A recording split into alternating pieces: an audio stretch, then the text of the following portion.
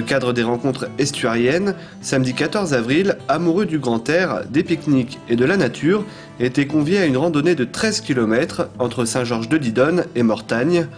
Organisée par le site archéologique du Fat et le parc de l'Estuaire, cette petite vadrouille intitulée « Des paysages et des hommes sur la rive saintongeaise » permettait aux participants de découvrir de manière ludique et conviviale les forêts, marais et paysages du littoral saintongeais.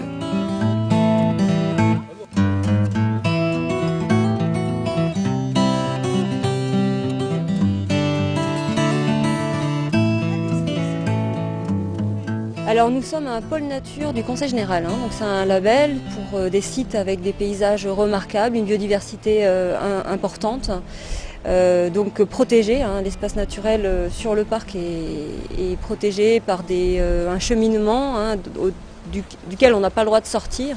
Nous proposons au grand public, des enfants, des adultes, différentes animations et notamment des sorties nature. Donc nous avons l'habitude de faire des sorties pendant 1h30 jusqu'à 3h. Et l'année dernière, nous avions envie de faire quelque chose en commun avec l'équipe du Moulin du Fat, donc à Barzan, c'est un site assez proche d'ici même.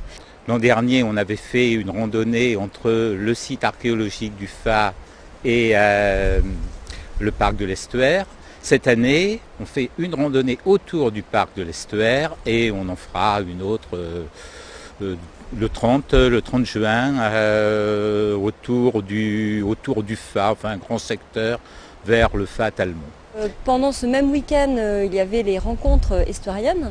Donc c'est un week-end festif autour de tout ce qui a trait à l'estuaire, son histoire, ses paysages et puis les activités humaines.